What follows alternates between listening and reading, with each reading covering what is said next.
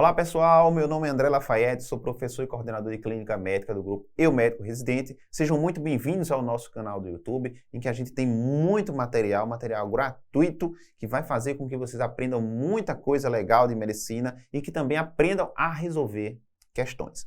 Hoje nós vamos discutir o nosso Gabaritando Enare. Trago para vocês 5 questões recentes de clínica médica na prova do Enare para a gente resolver juntos e aprender não só sobre os assuntos, mas aprender também a forma com que a banca, o Enare, gosta de cobrar esses assuntos.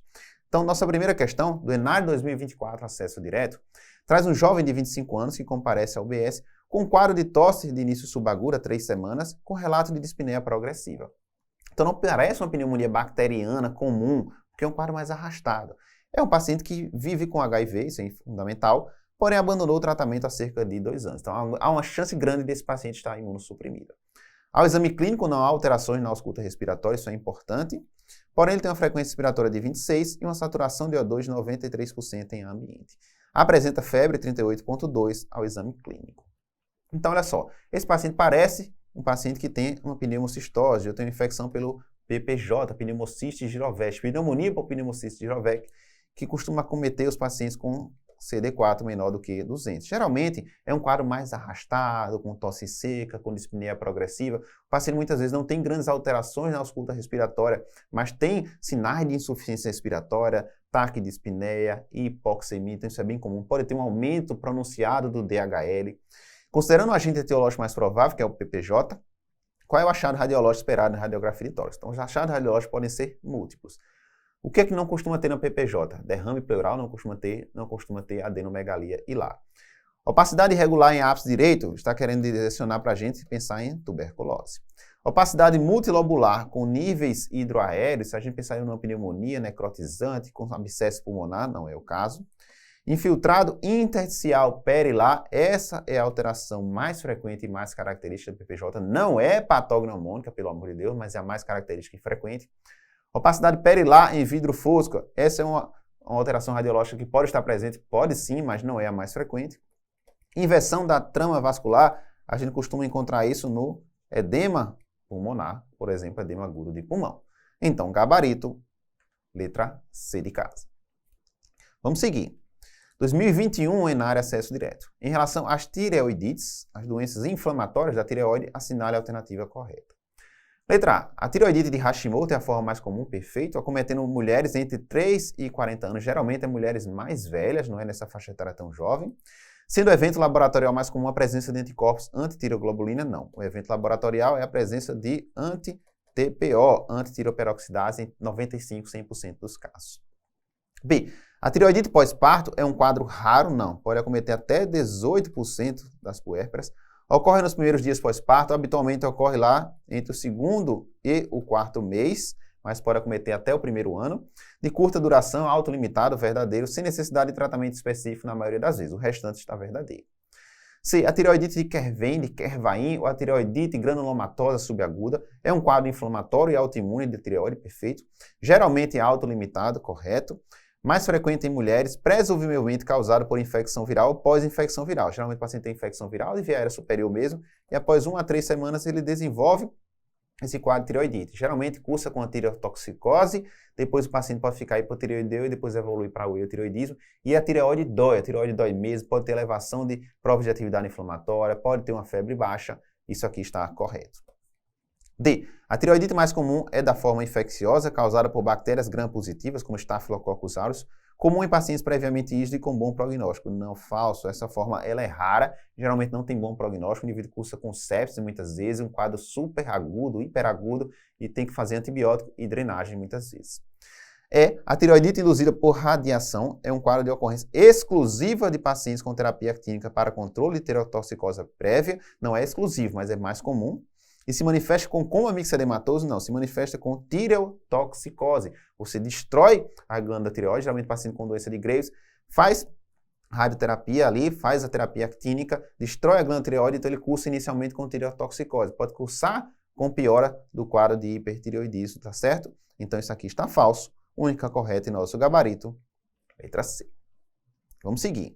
Enare 2023, acesso direto. Questão interessante. Em relação à classificação da insuficiência cardíaca segundo o American Heart Association, ou AHA, presta atenção, segundo o AHA, é correto afirmar que. Então, a classificação da AHA é a classificação por estágios sempre evolutivos. Então, A, B, C, D. Não é aquela classificação funcional que vai do estágio 1 ao estágio 4, porque essa é a classificação da New York Heart Association, certo? Não é essa a classificação funcional. É a de A, B, C, D, a classificação por estágios. Então, um homem de 56 anos com fração de ejeção de 36% no ecocardiograma é considerado classe A? Não. Paciente que já tem disfunção contrátil, já tem doença estrutural, é um paciente no estágio B. O estágio A é o paciente só com fatores de risco para disfunção cardíaca. B. Uma mulher caucasiana, 61 anos, com hipertensão arterial, sem alterações no ECG e ou no ecocardiograma, é considerada classe C, essa é classe A, paciente só com fatores de risco, sem dano estrutural ao coração. C. Uma mulher de 42 anos, portadora de miocardiopatia puerperal, com fração de ejeção de 18% e quadro clínico refratário ao tratamento clínico otimizado, é considerado D. Então, D é o paciente com quadro clínico refratário, correto, RIC avançada. T. A presença de alterações cardíacas estruturais sem sintomas de insuficiência cardíaca é considerada C, é considerada B. O paciente que já teve sintomas alguma vez na vida vai ser pelo menos C. E letra E, presta atenção, a letra E não é uma afirmativa errada. A presença de dispneia aos pequenos esforços é considerada como classe 3. Aos mínimos esforços, até mesmo repouso, seria classe 4. Essa afirmação está correta, mas não diz respeito à classificação da American Heart. Diz respeito à classificação da New York, que não é o que está sendo pedido aqui. Por isso que o gabarito ficou letra C. Ok? Vamos para frente. ENARE 2022, acesso direto. Um homem de 88 anos está internado com quadro de dor e distensão abdominal de início a uma semana.